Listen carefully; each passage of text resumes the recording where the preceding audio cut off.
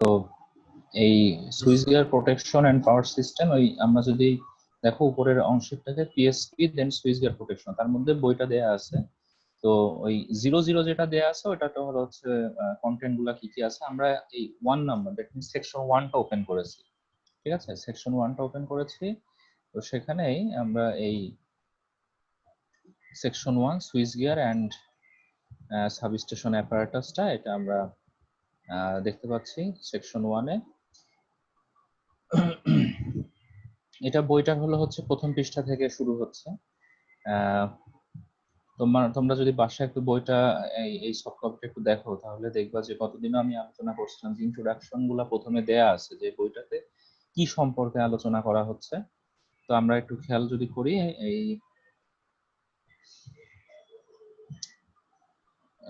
বইটা কি স্পষ্ট দেখা যাচ্ছে নাকি আর একটু জুম করতে হবে বা সামথিং? মোটামুটি দেখতে পাচ্ছি স্যার, আরেকটু জুম করলে মেবি ভালো হবে। আচ্ছা ঠিক আছে, এবার হয়তো দেখা যাচ্ছে ভালো করে। হ্যাঁ আচ্ছা, ইন্ট্রোডাকশন আছে, এটা চ্যাপ্টার 1, ওই যে যেটা আমি আলোচনা করলাম সুইচ গিয়ার এন্ড চ্যাপ্টার 1 নাম অনুসারে। তো প্রথমে লেখা আছে দেখো সিগনিফিকেন্স এনার্জি ম্যানেজমেন্ট সিস্টেম। এইভাবে করতে করতে এখানে কয়টা টপিক এখানে আলোচনা করা হয়েছে এই সেকশনটার মধ্যে সেটা উল্লেখ করা আছে। তো প্রথমেই আমরা যদি দেখি যে significance of switch gear protection and power systems, তোমরা কিন্তু একটু খাতা কলম রাখবে আর হলো হচ্ছে খাতা কলম রাখলে তুমি নোট করতে পারবে যে আমাদের কোনটুক অংশ থেকে কোনটুক অংশ পড়তে হবে এবং কি কি এই কন্টেন্টের যে নাম্বারগুলো আছে কি কি নাম্বার পড়তে হবে এইটা তুমি নোট ডাউন করে রাখতে পারবে, ঠিক আছে? খাতা কলম পাশে রেখো। আচ্ছা দেখো হেডিংটা দেখো, significance of switch gear protection and power systems. তো আমরা এই প্রোটেকশন বা পাওয়ার সিস্টেমকে প্রোটেক্ট করার জন্য কি কি দরকার, কেন দরকার, এবং এটার এই সব মিলায়ে এটা সিগনিফিকেন্সটা কি, সেটা হলো হচ্ছে এই লেখক বইটার প্রথম চ্যাপ্টারেই শুরুতে এখানে যে অংশটুকু দেখতে পারতেছো এখানে আলোচনা করছে। তো এটা যদি রিড করো তাহলে তুমি দেখবা যে খুবই সিম্পল ল্যাঙ্গুয়েজ দিয়ে উনি অনেকটা কতগুলো টার্ম নিয়ে আসছে যেগুলো তুমি অলরেডি পাওয়ার সিস্টেম 1 এর সাথে কিছু পরিচিত হয়েছো। এছাড়াও আমরা কি পরিচিত হতে চাচ্ছি, কি পড়তে যাচ্ছি এই প্রোটেকশন সম্পর্কে, দ্যাটস পাওয়ার সিস্টেম প্রোটেকশন সম্পর্কে, সেটা এখানে খুব সুন্দর মতো লেখা আছে। Significance of switch gear protection and power system. Normal সময়ে এই যে আমাদের যখন পরীক্ষা হতো মিড টার্মের পরীক্ষাতে অনেক সময় এই কোশ্চেনটা কিন্তু আসতো, কিন্তু দেখো এই কোশ্চেনটা কিন্তু কোনো আর্টিকেলের মধ্যে পড়তেছে না, তাই না? যে যে সুইচ গিয়ার এন্ড প্রোটেকশন 1.1 লেখা আছে দিয়ে বিভিন্ন আর্টিকেলের নাম্বার দেয়া আছে। তো তারপরেও এই কোশ্চেনটা কিন্তু আসতো পরীক্ষায়, কারণ এটা এটা তো অন্তত প্রথমেই তোমাকে জানতে হবে যে সিগনিফিকেন্সটা কি, আমি কি কি কারণে এটা পড়তে চাচ্ছি, এটার প্রয়োজনীয়তাটা কি হচ্ছে আমার পাওয়ার সিস্টেমে। তাহলে এটা খুবই একটা ইম্পর্টেন্ট কোশ্চেন কিন্তু। আচ্ছা, তো ইম্পর্টেন্ট কোশ্চেন বলতে আমরা এখান থেকে এই শুরু থেকে ইলেকট্রিক্যাল এনার্জি থেকে শুরু করে এই লাস্টে এন্ড দ্য স্কোপ পর্যন্ত এই সম্পূর্ণটা লিখলেও কিন্তু দেখা যাচ্ছে কম লেখা হয়। হ্যাঁ, কম লেখা হয়, এতখানি অংশ লিখলেও দেখা যাচ্ছে কম লেখা হয়, কিন্তু এত বড় তো আর লেখা যাবে না পরীক্ষার খাতায়। আমরা এই জন্য সামান্য অন্তত যেটুকু একেবারে মনে না রাখলেই না, সেটা হলো হচ্ছে এই এখানে উল্লেখ করা আছে switch gear and protection control panels are install, এখান থেকে এই দুইটা পয়েন্ট আর কি, যে সিগনিফিকেন্স অফ সুইচ গিয়ার অনুসারে। তারপরে আমি একটু ভেতরে আলোচনা করি, যেগুলো গতদিনকে আমি অনেক কিছু আলোচনা করেছি, তোমরা যদি একটু বাসায় এগুলো স্টাডি করে থাকো তাহলে হয়তো এগুলোর সাথে পরিচিত অলরেডি হয়েছো। স্যার, যেমন হ্যালো স্যার, বলো। ওই আমাদের সিআর এর কারেন্ট চলে গেছে, ও চলে গেছে, আমাকে ফোন করে আচ্ছা, জানালো। ওই যে সজল তো হলো হচ্ছে হয়তো রেকর্ড করতেছে, কারেন্ট খুবই ডিস্টার্ব করতেছে ইদানিং। তো সজল রেকর্ড করতেছে, চলতে থাকুক। হ্যাঁ আচ্ছা, তো electrical energy management system ensures supply of energy to every consumer at all times at rated voltage, rated frequency and specified waveform at lowest cost and with minimum environmental degradation। প্রথম যেই line তিনটা দেয়া আছে সেই line তিনটা থেকে অনেক topic তুমি আলোচনা করতে পারবা। তো শব্দটা কি দিয়ে শুরু হয়েছে? ইলেকট্রিক্যাল। আমরা কি সেটাই পড়তেছি নাকি? আমরা একটু রেসপন্স করো মাঝে মধ্যে। হ্যাঁ জি স্যার। জি আচ্ছা স্যার, জি স্যার। আমরা জি কিন্তু স্যার, জি স্যার। ইলেকট্রিক্যাল এনার্জিকেই কিন্তু আমরা পড়তেছি। আমি কিন্তু এখানে মাইক্রোওয়েভ এনার্জির কথা কিন্তু বলি নাই। এখানে কিন্তু বলা হচ্ছে ইলেকট্রিক্যাল এনার্জি, কারণ আমরা কিন্তু পাওয়ার সিস্টেমটা নিয়ে পড়তেছি এখন এবং তাকে প্রোটেকশন দেওয়ার জন্য।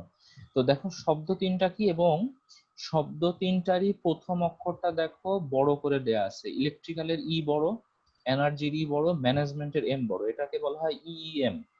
সংক্ষেপে কি বলা হয়? হ্যাঁ, ইইএম। Electrical energy management. ঠিক আছে, এইগুলো একটু নোট ডাউন করো যেন ভুল না হয় কখনো। কারণ যখন ইঞ্জিনিয়াররা কথা বলে তখন অনেক সময় এই পুরাটুকু না বলে এরকম ছোট্ট করে বলে আর কি। তো আমাদেরকে এগুলো মনে রাখতে হবে। যেমন মনে করো পাওয়ার সিস্টেম প্রোটেকশন, এটাকে সংক্ষেপে ডাকে কিন্তু পিএসপি বলে। কথা বুঝতে পারছো? পাওয়ার সিস্টেম প্রোটেকশন এটাকে সংক্ষেপে বলে পিএসপি বলে। আচ্ছা, আর এইটা এটা মাঝে মধ্যে ইএমএস বলে, কোথাও কোথাও কোথাও ইএম বলে। ইএমএস বলে মানে কি, ইলেকট্রিক্যাল এনার্জি ম্যানেজমেন্ট সিস্টেম, অথবা শুধু ইএম বলে। শুধু ইএম বললেও তুমি এটা বলবা যে ইলেকট্রিক্যাল এনার্জি ম্যানেজমেন্ট সিস্টেম। ওকে, কি কি লেখা যেতে পারে? লিখেছো, লিখতেছো নাকি? জি স্যার। জি স্যার। জি স্যার, লিখতেছি স্যার। আচ্ছা, কখনো হয়তো ইএম বলে অথবা কখনো ইই এস। এমএস বলে। ঠিক আছে, এরকম ভাবে বলে আর কি, অথবা বড় হাতের এস অথবা ছোট হাতের এস, যেরকম ভাবে হোক না, ইলেকট্রিক্যাল এনার্জি ম্যানেজমেন্ট সিস্টেম। আচ্ছা, কি এনশিওর করতেছে দেখো। আমি নর্মালি সময় ক্লাসে কিন্তু সবসময় বলি যে এই পাওয়ার সিস্টেম প্রোটেকশন পড়ার সময় কিন্তু অন্য কোথাও মানে মনোনিবেশ মানে মন দেয়া যাবে না। কারণ কি, এখানে প্রত্যেকটা শব্দ হলো হচ্ছে তোমার মানে বলা যায় ফিউচার লাইফের জন্য ইম্পর্টেন্ট। কারণ এইটা তুমি যখন পাওয়ার প্ল্যান্টে চাকরি করতে যাবা বা সাব স্টেশন চাকরি করতে যাবা, মানে এখান থেকে কোশ্চেন তো মাস্ট, তুমি বুঝতেই পারতেছো। কারণ তোমার পাওয়ারের যে কোর্সগুলো আছে সেখান থেকে তো কোশ্চেন সবচেয়ে বেশি করা হবে। অতএব এখানে মানে তুমি যদি একটু এখন অন্যমনস্ক হও তাও কিন্তু অনেক কিছু ছুটে যাবে। তো একটু খেয়াল করো শব্দগুলোর দিকে তাকাও। খুব খুব ইজি, সব শব্দের মানে তোমরা জানো, কিন্তু কথা হলো যে একটার পর একটা কি সুন্দরভাবে সাজানো হয়েছে তোমাকে বোঝানোর জন্য, সেটা একটু খেয়াল করো। Electrical Energy Management System, that means EEMS, ensures supply of energy to every consumer at all times. এই প্রথম লাইনটা, যেটা প্রত্যেকটা কনজিউমারের কাছে তুমি এনার্জি সাপ্লাই দিতেছো, কি এনার্জি এটা? Electrical energy. Electrical energy. Electrical তারপরের এনার্জি কথা কি বলা হচ্ছে? At all Times. সব সময়। এখন এট অল টাইমস, এখন মনে করে যে আমাদের লোডশেডিং হলো, ঠিক আছে, এই লোডশেডিং কিন্তু থিওরিটিক্যালি, এই যে তুমি বই থেকে যখন পড়বা লোডশেডিং মানে কিন্তু কারেন্ট চলে যাওয়া না।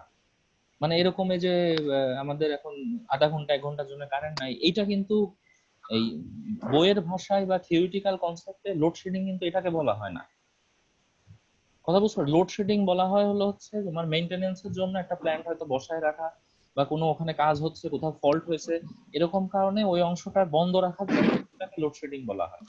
বুঝছো? কিন্তু আমাদের দেশে তো আমরা একটু অন্য মানে ভেবে চিনি যে কারেন্ট চলে গেল তার মানে লোডশেডিং, আমাদের সাপ্লাই বা জেনারেশন কম বলে এরকম আর কি বিষয়টা হচ্ছে। তো যাই হোক, আমরা আসল কনসেপ্টটা করি। প্রত্যেকটা সময় ধরে কনজিউমারকে দিতে হবে। কনজিউমার কত রকম আছে?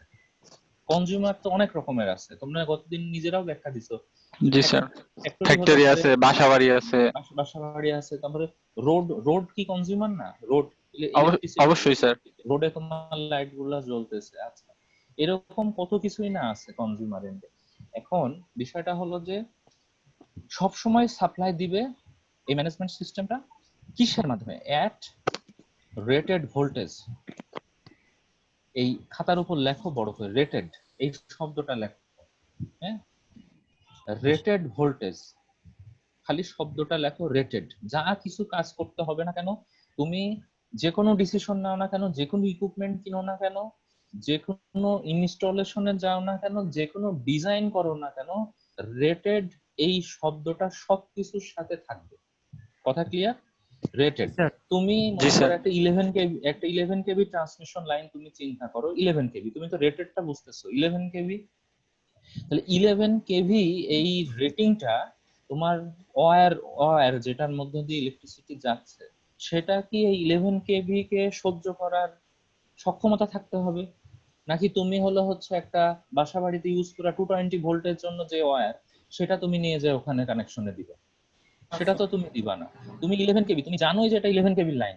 সো 11 কেবির লাইনের জন্য তোমার যা যা দরকার সেখানে যে ট্রান্সফরমার দরকার, যে ওয়্যার দরকার, যে পোল দরকার, পোল মানে যেটা হলো হচ্ছে তোমার ওয়্যারটাকে ধরে থাকবে, যে ইনসুলেটর দরকার, সবকিছুই কিন্তু ওই রেটিং এরই হতে হবে। আবার তুমি মনে করো যে স্যার আমার কাছে টাকা আছে, আমি হলো হচ্ছে 11 কেবির জন্য হোক, আমি হলো 230 কেবির হলো ওয়্যার ইউজ করি, এটা কি কাজ হবে? না স্যার, কেন কাজ হবে না? কেন ওর মধ্যে দিয়ে যেটা যেতে যেটার কেউ সাথে যাবে না? সুইটেবল। যেতে পারবে, কিন্তু স্যার যখন মনে করেন স্যার বেশি- ওভারফ্লো হবে কারেন্টের, তো সেক্ষেত্রে আমাদের অ্যাপ্লায়েন্স গুলো পুড়ে যেতে পারে, কিন্তু ওইটা ফিউজটা ঠিক করবে না। না, ওভারফ্লো শুধু ওভারফ্লোর কথা না, ফল্টের কথা বলতেছি না তো। তুমি তো এটা ইউজ করতে পারো, ওর মধ্যে দিয়ে সাপ্লাই তো যেতে পারবে। এখনো ফল্টের কথা বলি নাই, কোনো ফল্টের কথা বলতেছি না, আমি বলতেছি যে তার এক্সপেন্স পুড়ে বেশি যাওয়ার হবে। সম্ভাবনা আছে। স্যার অনেক টাকার প্রয়োজন। এই কথাটাই কিন্তু এই লাইনটার মধ্যেও তোমার দেয়া আছে, যেটা আলোচনা অলরেডি করতেছি। ওকে, আচ্ছা, তো যাচ্ছি যে পয়সা, দ্যাট মিনস কস্ট। হ্যাঁ, মানিটা খুবই ইম্পর্টেন্ট জিনিস। গতদিন এটা আলোচনা করেছি, ইচ্ছা মতো তো সার্কিট ব্রেকার কেনা যাবে না। আচ্ছা, রেটেড ভোল্টেজ, রেটেড ফ্রিকোয়েন্সি, কেন রেটেড ফ্রিকোয়েন্সির কথা বলা হচ্ছে? আর অনেক সময় স্যার ওয়্যার গুলোর মধ্যে ফ্রিকোয়েন্সিরও ডিফারেন্স হয়, যেমন অনেকগুলা হাই ফ্রিকোয়েন্সি নিতে পারে, অনেকগুলো নিতে পারে না। আমি তো মাইক্রোওয়েভ ইঞ্জিনিয়ারিং করতেছি না যে অনেক রকম ফ্রিকোয়েন্সির কথা আসবে। আর এটা কি তাহলে ইন্ডাক্টিভিটির জন্য হয়? কেউ আসো? স্যার বাংলাদেশে তো একটা ফ্রিকোয়েন্সি মানে ফিক্স, স্যার ওই ফ্রিকোয়েন্সিটা রেটেড ফ্রিকোয়েন্সি। এক্স্যাক্টলি, সেটা হলো যে আমাদের দেশের জন্য ফ্রিকোয়েন্সিটা কত, আরেকটা দেশের জন্য ফ্রিকোয়েন্সি কত, তাই না? কোন দেশের ফ্রিকোয়েন্সি 50 হার্টজ, কোন দেশে আছে 60 হার্টজ। সো আমরা যাই কিনি না কেন, যাই ইনস্টল করি না কেন, ইম্পোর্ট এক্সপোর্ট, এক্সপোর্ট না ইম্পোর্টের জন্য যেটাই হোক না কেন, মেশিনারিজ সবকিছুই কিন্তু কি হবে, 50 হার্টজ। তুমি তোমার লোড সেকশন থেকে যদি চিন্তা করো যে তুমি একটা মেশিনারি চালাচ্ছ, তুমি সেটা দেখবে সেটা 50 হার্টজের। তুমি এটা যদি বিদেশ থেকে নিয়ে আসো, তুমি দেখবে এটা 50 হার্টজের। তোমার দেশে, দ্যাট মিন্স বাংলাদেশের স্ট্যান্ডার্ড অনুসারে সেটা বানানো হবে এবং সেই দেশে সেটা সাপ্লাই দেওয়া হবে। কথা বোঝা যাচ্ছে? তারপরে কি হলো যে তুমি তোমার ইন্ডাস্ট্রিতে ওয়্যার ডিজাইন করতেছো, এই ওয়্যারও কিন্তু এরকমই সব ম্যাচিং হবে যে ফ্রিকোয়েন্সিটা কত হচ্ছে। একটা মিটার তুমি তৈরি করতেছো, মিটারটা কিসের সাথে থাকতেছে? তুমি একটা জেনারেটর তৈরি করতেছো, একটা মোটর তৈরি করতেছো, যাই করো না কেন, তুমি যেহেতু বাংলাদেশে আছো, বাংলাদেশে 50 হার্টজ ফ্রিকোয়েন্সি, এটা তোমাকে মেনটেন করতে হবে প্রত্যেকটা পাওয়ার ইনস্ট্রুমেন্টের সাথে। কথা ক্লিয়ার? আচ্ছা, এন্ড জি sir. Specified waveform, and specified waveform. Waveform গুলো কোথা থেকে আসে? আমরা কি এসি ওয়েভ, ডিসি ওয়েভ দেখছি না? Yes, sir. তাহলে তুমি স্যার। ওই তোমার সিস্টেমে ডিসি ইউজ করতেছো না এসি ইউজ করতেছো, এটা কিন্তু কি আমরা জানি কি জানি না? জানি স্যার। তাহলে জানা জিনিস, তাহলে সেটা স্পেসিফাইড হলো না যে আমি এখন এইচবি ডিসি লাইন ইউজ করতেছি না এসি লাইন ইউজ করতেছি, আমরা কোনটা কাজ করতেছি? আমার এই মেশিনটা, আমার এই লোডটা ডিসি তে চলতেছে না এসি চলতেছে? আমার ফ্যান লাইট এসি তে চলতেছে না ডিসি তে চলতেছে? এগুলো কি সব স্পেসিফাইড না? স্যার। পরের কমা দিয়ে লেখা আছে কি, এট লোয়েস্ট কস্ট। তুমি যাই করো তোমার টেন্ডেন্সি রাখতে হবে সবচেয়ে কম খরচ করে যেন করা হয়। তাই বলে কিন্তু এখানে বলতেছে না যে মেশিনারিজ এর কোয়ালিটিটা তুমি কি করতে হবে, মানে কি হবে, কমে যাবে। মেশিনারিজ এর কোয়ালিটি কমায় না, বলতেছে যে সবকিছু তুমি এনশিওর করবা কিন্তু যত কম খরচ দিয়ে করা যায়। Okay, and with minimum environmental degradation. কি এনভায়রনমেন্টের কোনো প্রয়োজনীয়তা, এনভায়রনমেন্ট নিয়ে কোনো চিন্তা করতে হবে কিনা? জি স্যার, এনভায়রনমেন্টের যেন ক্ষতি না হয় সে। তাহলে এরকম কোনো উদাহরণ দিতে পারবা?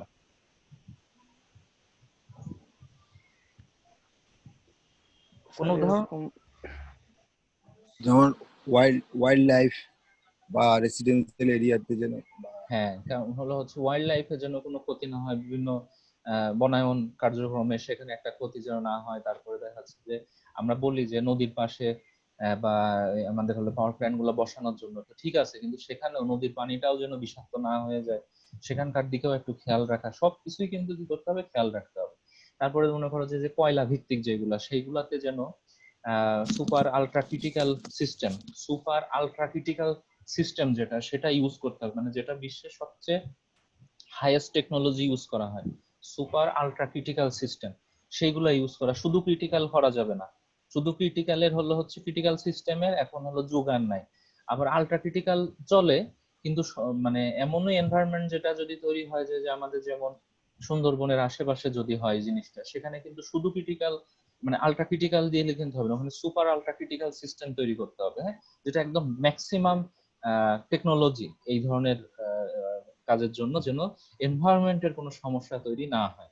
ওকে, তাহলে এই তিনটা লাইন হলো হচ্ছে ফুল স্টপ শুরু হয়েছে, মানে ফুল স্টপটা শেষ হয়েছে দেখো এই তিনটা লাইন একসাথে দেওয়ার পরে, এত বড় একটা লাইনের পরে এর ভিতরে কতগুলা পয়েন্ট আছে, প্রত্যেকটা পয়েন্ট নিয়ে আলোচনা করতে থাকলে মনে করো দিন রাত এক করা যাবে, অনেক কিছু এর মধ্যে। ওকে, তাহলে তোমাদের এইগুলো কিন্তু পড়তে হবে, এগুলো না পড়লে সামনে যদি ভাইবা বোর্ডে বসো অনেক কিছু কিন্তু তোমার ভেতর থেকে আসবে না, দেখা যাচ্ছে যে স্যার আমি এটা বুঝতে পারি এটা বুঝতে পারি, এগুলো তোমাকে জানতে হবে।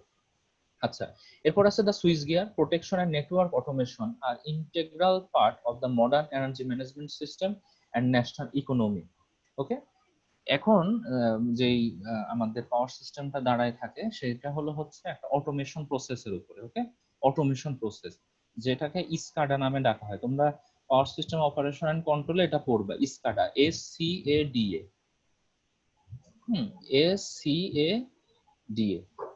SCADA, ইসকাডা, এটাকে বলা হয় supervisory control and data acquisition. এটা হলো হচ্ছে অটোমেটিক সিস্টেম। তোমাকে গতদিন আমি অপারেশন রুম দেখাইছি না, অপারেশন রুমে তুমি ওখান থেকে বসে অটোমেটিক্যালি অনেক কিছু সুইচিং করতে পারবা। তারপরে এই যে আমাদের দেশে কোথাও কারেন্ট থাকে কোথাও কারেন্ট থাকে না, কোথাও ডিসকানেক্ট করতেছে কোথাও কানেকশন দিচ্ছে, সার্কিট ওপেন করতেছে ক্লোজ করতেছে, এটা কিন্তু বিশাল একটা কন্ট্রোল রুমে বসে ওরা মনিটরে দেখে, অনেক বড় বড় মনিটর, টিভি আছে সব, সেই মনিটরের মধ্য দিয়ে তারা কিন্তু সব এই ফিডার কানেকশন গুলা বা বাস কানেকশন গুলা ন্যাশনাল গ্রিডকে তারা নিয়ন্ত্রণ করতে পারে। এটা হলো হচ্ছে নেটওয়ার্ক অটোমেশন বলে। ওকে, আবার নিজেদের মধ্যে কথাবার্তা গুলো তারা বলতে পারে। সো এই switch gear protection, network automation are integral part of the modern energy management system and national economy. আচ্ছা, তো আমাদের মেইন কানেকশনটা কততে আসে? মেইন কানেকশনটা হলো হচ্ছে তোমার 3 phase 50 hertz AC interconnected power system. এই লেখকটা যেহেতু ইন্ডিয়ান লেখক, ওদের সাথে আমাদের অনেক কানেকশনই মানে অনেক সিস্টেমেরই কিন্তু মিল আছে। হ্যাঁ, তো 3 ফেজ 50 হার্টজ, মানে ইন্ডিয়াতে 50 হার্টজই হলো হচ্ছে কানেকশন সিস্টেমটা। আচ্ছা, has several conventional and non conventional power plants. EHV মানে বলতে পারো EHV মানে?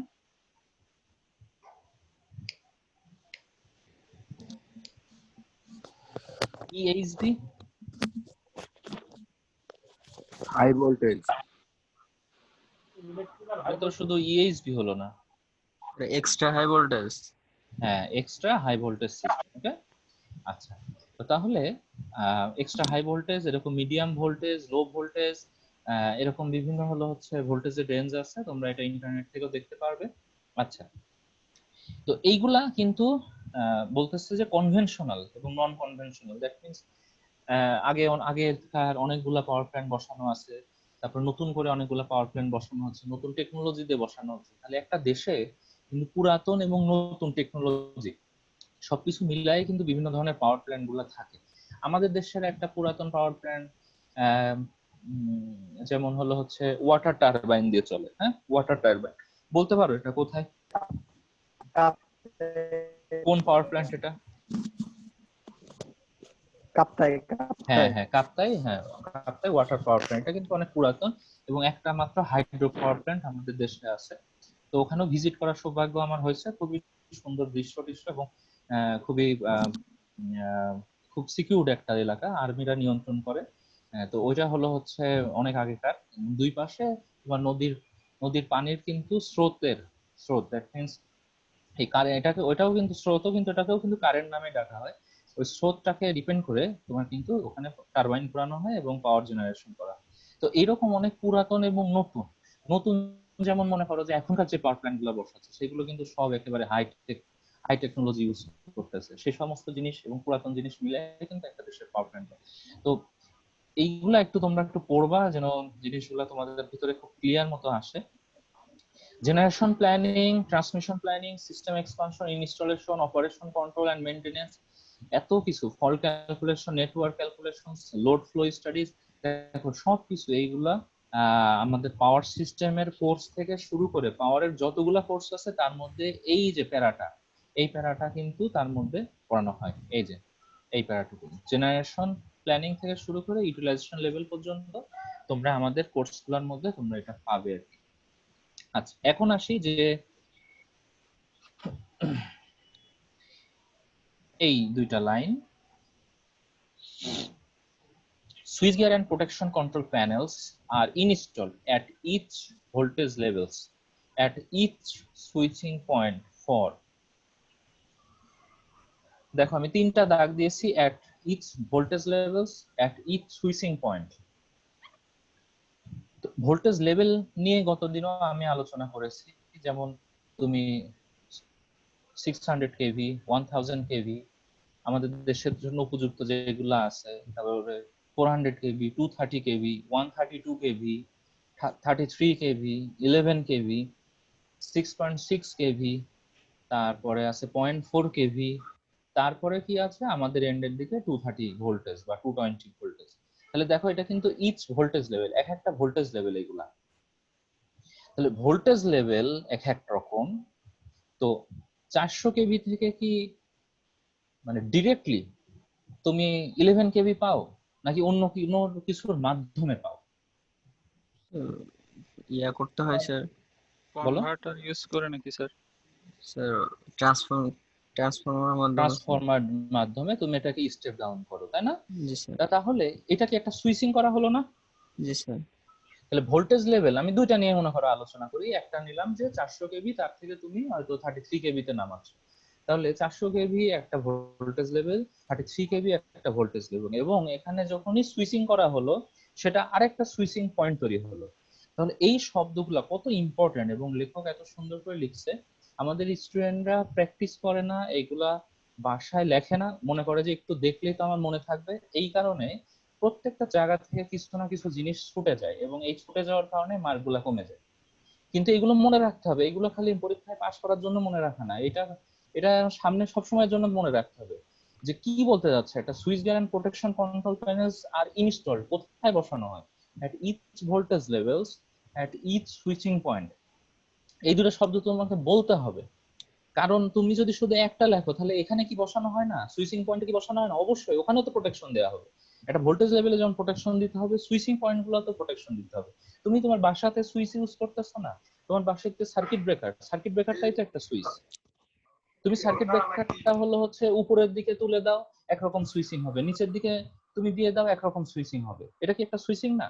আমরা যেমন হলো হচ্ছে এই যে সুইচ গুলা আমাদের এই যে লাইট জ্বালায়, এটা যে সুইচ করি, তোমার সার্কিট ব্রেকার তো একই কাজ করে।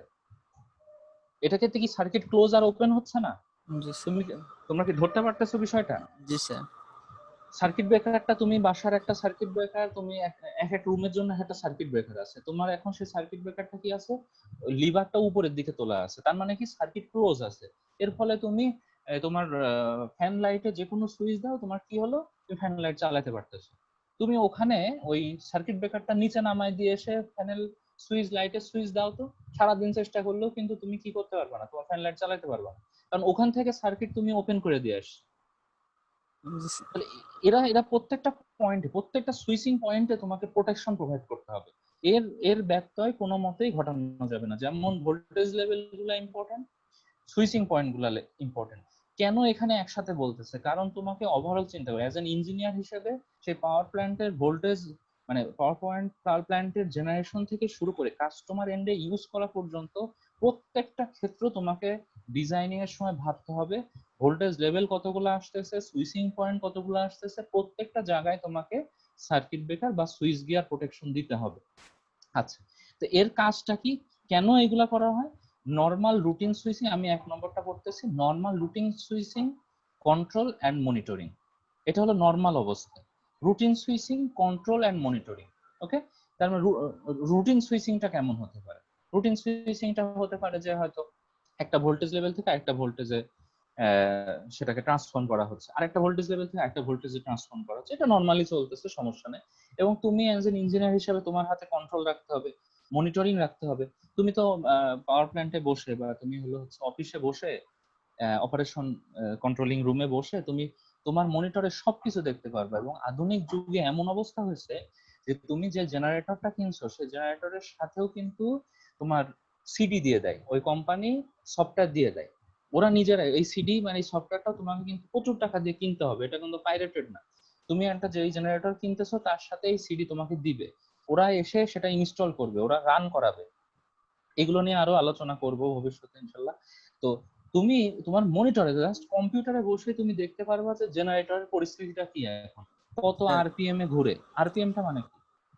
স্যার রোটেশন পার রোটেশন পার মিনিট। মিনিট। হ্যাঁ, এইটা তুমি তোমার মনিটরে বসে দেখতে পারতেছো। তোমার ইচ্ছা করলে তুমি এখনই মনিটরে একটা ক্লিক করে জেনারেটরটাকে বন্ধ করে দিতে পারবা, তোমার ওখানে যাওয়াও লাগবে না এরকম অবস্থা। তো মনিটরিং না করলে তো তুমি কন্ট্রোল করতে পারবে না, তাই না? সুইচিং গুলা করতে পারবে। তো নর্মাল অবস্থায় যেমন এটা দরকার।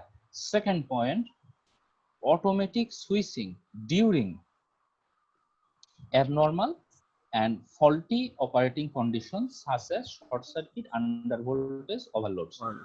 নর্মাল অবস্থায় যেরকম ভাবে সুইচ করবে, নর্মাল অবস্থা আমরা সহজভাবে যদি বুঝি যে সার্কিটটা ক্লোজ আছে, যেই ফল্ট হবে সাথে সাথে সার্কিটটা কি করা প্রয়োজন? সুইচিং ওপেন করা প্রয়োজন। ওপেন করা প্রয়োজন। এই ফল্ট হলো বা অ্যাবনর্মাল হলো সাথে সাথে অটোমেটিক্যালি কি করতে হবে? সুইচিং করতে হবে। কি সুইচিং করতে হবে? এখনই সার্কিটটাকে ওপেন করে ফেলতে হবে, না হলে তো ওইদিকে সব পুড়ে যাবে, নষ্ট হয়ে যাবে বা কোনো ক্ষয়ক্ষতি তৈরি হবে। তাহলে এই হলো বেসিক্যাল দুইটা কাজ সুইচ গিয়ার বা পাওয়ার সিস্টেম প্রোটেকশন ইনস্টল করার। একটা হলো কি নর্মাল রুটিন সুইচিং করা, কন্ট্রোল মনিটরিং করা, আর একটা হলো হচ্ছে অ্যাবনর্মাল কন্ডিশনের সময় এটা যেন অটোমেটিক্যালি তোমার সার্কিটটাকে ওইভাবে ডিল করতে পারে যেন তোমার অ্যাবনর্মাল বা ফল্টি কন্ডিশন থেকে তুমি সেফে থাকো আর কি। তো সুইচ গিয়ারের সংজ্ঞাটা আছে। সুইচ গিয়ারের সংজ্ঞাটা হলো হচ্ছে এখান থেকে একদম লাস্টের লাইনটা, এই যে লাল কালি দিয়ে আমি দাগাইলাম। প্রথমে একটু দেখে আসি। Everyone is familiar with low voltage switches and rewirable fuses. আচ্ছা, এই যে রিয়ারেবল ফিউজ কথাটা লেখা আছে, তোমরা কি দেখেছো রিয়ারেবল ফিউজ? জি স্যার দেখছি স্যার। ওই যে স্যার কোনটা? আগে যেইগুলা ব্যবহার করা হতো স্যার ওইগুলা না স্যার, যে হ্যাঁ, মানে ওই যে কেটে যায় তো আবার ওটা ওয়্যার দিয়ে লাগানো। হ্যাঁ হ্যাঁ, ওইটাকে আমরা অনেক সময় কাট আউট নামে ডাকি, তাই না? Cut out. জি স্যার জি হ্যাঁ, স্যার। কিন্তু এই অ্যাকচুয়াল ইঞ্জিনিয়ারিং এর ভাষায় কাট আউট বলতে এরকম কোনো ফিউজ টিউজ নাই। হ্যাঁ, ওইটার নাম হলো হচ্ছে রিয়ারেবল ফিউজ। ওকে, যেহেতু নতুন করে আবার ওয়্যার করানো যায় এজন্য রিয়ারেবল ফিউজ বলে। আচ্ছা, বর্তমান যুগে তুমি এমসিবি দেখো, মিনিয়েচার সার্কিট ব্রেকার। কি দেখো আজকালকার যুগে? এমসিবি, মিনিয়েচার মানে ছোট ছোট সার্কিট ব্রেকার গুলা। আচ্ছা, তো সার্কিট ব্রেকারও বিভিন্ন রকম ভেদ আছে, তার রেটিং এর উপর ডিপেন্ড করে ক্যাপাসিটি। তাহলে আমরা এগুলোর সাথে পরিচিত আর কি। আচ্ছা, এছাড়া তোমরা হলো হচ্ছে যে ভোল্টেজ স্টেবিলাইজারের মধ্যে দেখবে একটা ছোট ফিউজ আছে, ছোট ফিউজ, খেয়াল করো ক্যাপসুল ফিউজ টাইপের ছোট ছোট ফিউজ আছে। অ্যাবাউট 10 কি 15 ওইগুলো তুমি কিন্তু হলো হচ্ছে বাজারে খুব অল্প দামে কেনা যায়, তাই না? ছোট ছোট ফিউজ, ইলেকট্রনিক্স এর কোনো প্রজেক্ট করতে গেলে ফিউজ গুলো তুমি ইউজ করতে পারো। হ্যাঁ, এইগুলো তুমি চোখে দেখছো কিন্তু। তো অলরেডি আমরা এগুলোর সাথে পরিচিত। এখন তুমি তো শুধু লো ভোল্টেজের ক্ষেত্রে, লো ভোল্টেজ মানে কি 1 কেভির নিচে, মানে 1 কেভি পর্যন্ত আর কি লো ভোল্টেজ বলা হয়। তা আমরা তো 1 কেভির নিচে, আমরা যারা কাস্টমার আর কি। কিন্তু তোমাকে তো শুধু এই লো ভোল্টেজ শেখালে চলবে না, তোমাকে শিখতে হবে হলো হচ্ছে সব। হ্যাঁ, সবকিছুই শিখতে হবে। তো আমরা সেদিকে যাব আস্তে আস্তে। তো সংজ্ঞাটা একটু দেখি। Switch gear is a general term. কি ধরনের টার্ম? General term. আচ্ছা, তো আমরা তো মানুষ, আমাদের জেনারেল টার্ম কি? আমরা হিউম্যান নাকি? এটা হলো হচ্ছে জেনারেল টার্ম। আচ্ছা, তো সুইচ গিয়ার একটা general term covering a wide range of equipment. Wide range of wide range মানে অনেক ইকুইপমেন্ট। তারা কাকে নিয়ে ডিল করতেছে? Concerned with switching and protection. কি খুব ছোট্ট সংজ্ঞা, এই ছোট্ট সংজ্ঞা দিয়েই আমাদের পুরা পাওয়ার সিস্টেম প্রোটেকশনকে বুঝাই ফেলা হয়েছে।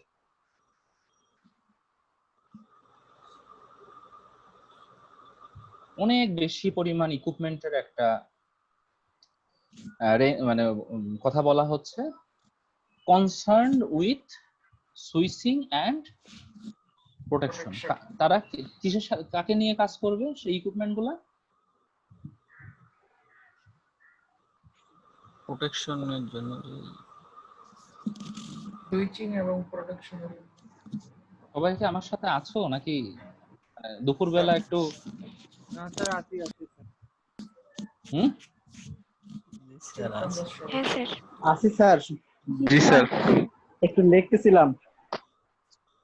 আচ্ছা, ভালো কথা। কি লিখতেছিলা? ডেফিনেশনটা ডেফিনেশন। দেখ, না বলতে লিখছো, ভালো তো। কি বলতেছে তাহলে? Switch gear is a general term. Sir switch gear covering A term থাক, covering তুমি a বলো না। wide range of equipment, switching and protection. আচ্ছা আচ্ছা, তার মানে হলো হচ্ছে এইটা জাস্ট খালি তোমার কি বলা যায়, সুইচিং যদি শুধু করে তাকে আমরা সুইচ গিয়ারের মধ্যে ফেলতে পারবো না। শুধু যদি প্রোটেকশন করে তাকেও আমি সুইচ গিয়ারের মধ্যে ফেলতে পারবো না। কথা ক্লিয়ার হচ্ছে? জি স্যার। স্যার জি স্যার, দুইটাই থাকতে হবে স্যার নাকি? তোমাকে অবশ্যই দুইটাই থাকতে হবে, যে ওই মেশিনারিজ, যে মেশিনারিজ গুলা এট এ টাইম সুইচিং করতে পারবে এবং প্রোটেকশন করতে পারবে, এবং সেই সাথে কি করতে পারবে, প্রোটেকশন Protection. করতে পারবে, তাই তো? তাহলে আমরা এই এই সংজ্ঞাটা আমাদের কিন্তু মনে রাখতে হবে, এবং দুঃখজনক হলেও এগুলো একটু সত্যি যে পরীক্ষার সময় এই একটা লাইনের সংজ্ঞা সেটাও আমরা অনেকেই লিখতে পারি না। কি লিখতে পারবা তো নাকি? জি স্যার ইনশাআল্লাহ পারবো স্যার। আচ্ছা, তো খুব ভালো কথা, আমরা যদি লিখতে পারি তো সেটা খুব ভালো। আচ্ছা, এখন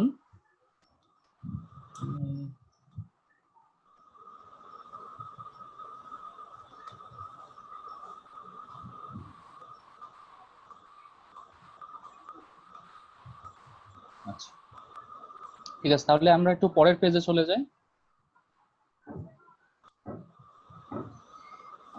তাহলে সার্কিট ব্রেকার, এটাকে সংক্ষেপে কি দিয়ে লেখা হয়? সার্কিট ব্রেকারকে সংক্ষেপে সিবি। সি, হ্যাঁ, সার্কিট ব্রেকার দিয়ে সংক্ষেপে লেখা হয় সিবি। অনেক সময় এখানে একটা ডট দেয়, এখানে একটা ডট দেয়, তোমরা ডট দিতেও পারো, নাও দিতে পারো।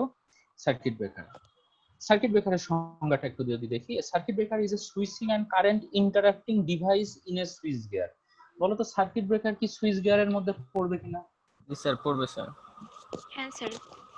এই একটা লাইন থেকে কি মনে হয়, সার্কিট ব্রেকারকে কি আমরা সুইচ গিয়ার বলতে পারি? সার্কিট স্যার অবশ্যই পড়বে স্যার। আচ্ছা, কারণ তার কাজ একটা সুইচিং ডিভাইস। তারা এটা সুইচিংও করে এবং প্রোটেকশনও করে। কারেন্ট প্রোটেকশন করতেছে। হ্যাঁ, সুইচিংও যেমন করে তেমন সে কারেন্টকে ইন্টারাপ্টও করতে পারে, মানে কারেন্টকে বাধা প্রদান করতে পারে। যদি নরমাল অবস্থা থাকে তাহলে কি সে বাধা প্রদান করবে? স্যার নরমাল অবস্থায় না স্যার, হ্যাঁ। নরমাল অবস্থায় বাধা প্রদান করবে না। নরমাল অবস্থা কোনো সমস্যা নাই, তোমার ঘরে লাইট ফ্যান সুন্দর চলতেছে, না স্যার, তখন তো বাধা প্রদান করবে না। না স্যার তখন করবে না স্যার কি বাধা প্রদান করবে? না স্যার। না স্যার, যদি ফল্ট হয় তোমার- তাহলে করবে। তোমাদের হ্যাঁ, তো তাহলে এই সার্কিট ব্রেকারকে সুইচ গিয়ারের অন্তর্গত হতে গেলে সুইচ গিয়ারের যে দুইটা মূলনীতি, সেই দুইটা মূলনীতি কি তাকে মেনটেন করতে হবে কিনা? যে কোনো ডিভাইস সে যদি সুইচ গিয়ারের যে দুইটা মূলনীতি আছে সেই দুইটা মূলনীতিকে সে স্যাটিসফাইড করতে পারে, তাহলে তাকে কি বলতে পারবে, তুমি সুইচ গিয়ারের অন্তর্ভুক্ত বলতে পারবে, মানে সুইচ গিয়ার টার্মের অন্তর্ভুক্ত বলতে পারবে। তাহলে একটা সার্কিট ব্রেকার, তোমার বাসা বাড়িতে তো সার্কিট ব্রেকার আছে এখন, এটা সার্কিট, তোমার বাসা বাড়িতে যেটা, মানে আমাদের বাসা বাড়িতে যেটা আছে সেটা সার্কিট ব্রেকারের একটা প্রকারভেদ। তো সার্কিট ব্রেকার আমাদের বাসাতে অলরেডি আছে এমসিবি, সে কিন্তু দুইটা কাজই করে। নর্মাল অবস্থায় সে সুন্দর মতো চলতেছে, যেই অ্যাবনর্মাল কন্ডিশন হবে তুমি দেখো ঠাস করে সে নিচে পড়ে গেছে, দ্যাট মিন্স কি সার্কিটটাকে ওপেন করে দিছে। তাহলে সে নর্মাল এবং অ্যাবনর্মাল দুই কন্ডিশনে কাজ করতে পারে, এবং তার কাজ কি, সুইচিং করা এবং কারেন্ট ইন্টারাপ্ট করা। কারেন্ট ইন্টারাপ্ট তো নর্মাল অবস্থায় করবে না, কারেন্ট ইন্টারাপ্টটা কখন করবে, যখন ফল্ট হবে, দ্যাট মিন্স ওভার কারেন্ট যদি হয়ে যায় সেই ক্ষেত্রে করবে। তাহলে এখানে সেই দুইটা লাইনই লেখা আছে, switching during normal operating condition for the purpose of operation and maintenance, and switching during abnormal conditions such as short circuits and interrupting the fault currents. ওকে, তাহলে আমরা এই দুইটা অংশ সার্কিট ব্রেকারের এই পয়েন্ট দুইটা তো দাগায় রাখবো। ওকে, আচ্ছা, তো আমরা এইটা কি ফাইন্ড আউট করতে পারবো আমাদের দেশের জন্য?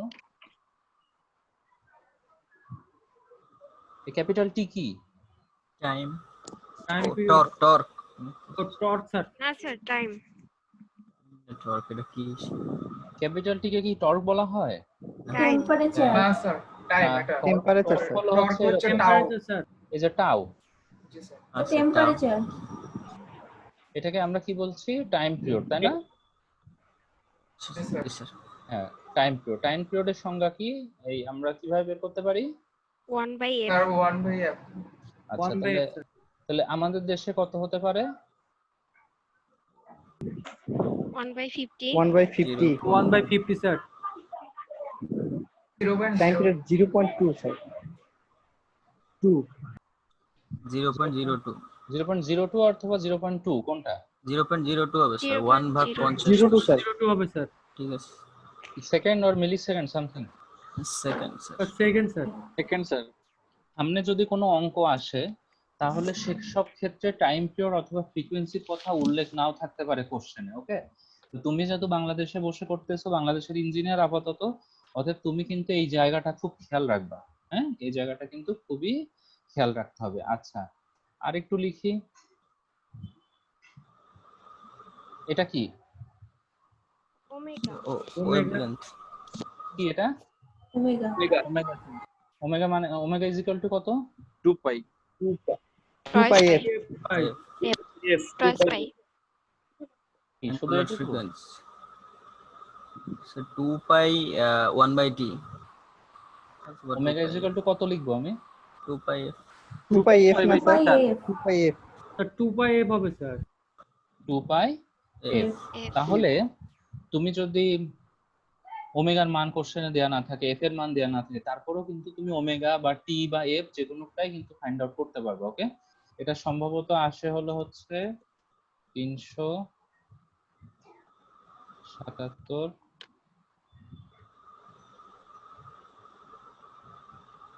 রেডিয়ান পার সেকেন্ড হতে পারে আর কি।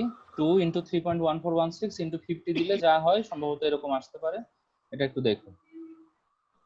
ওকে, আচ্ছা, তাহলে আমরা একটু চলে গেলাম। বলো। হ্যাঁ, রোকে বলো। 314.16 কত আসে? 14 আর 77 কোনটা স্যার আসে? ঠিক আছে, 14 ওই ওমেগার হ্যাঁ কত আসে? 77 অথবা 314? যদি 50 হ্যাঁ যদি 50 ধরি তাহলে 314। 314 আছে স্যার। আচ্ছা, হ্যাঁ, স্যার। তুমি 314টা লিখে ফেলো যেন এটা মনে থাকে। 314 রেড পার সেকেন্ড আর কি। ওকে, Yes, স্যার। ঠিক আছে। এগুলা এখানে কিছু কিছু জিনিস তোমাদের এখানে উল্লেখ করা আছে, তোমরা এগুলো একটু পড়ে নিবা। আচ্ছা, আমি দেখাচ্ছি, এই জায়গাটা একটু খেয়াল করো। Switch gear includes switches, fuse, circuit breakers, isolator, relays, control panels, lightning arrester, current transformers and various associated equipments. তারপরের লাইনটা হলো switch gear are necessary at every switching point in power system between the generation station and final load point. There are several voltage levels and fault levels.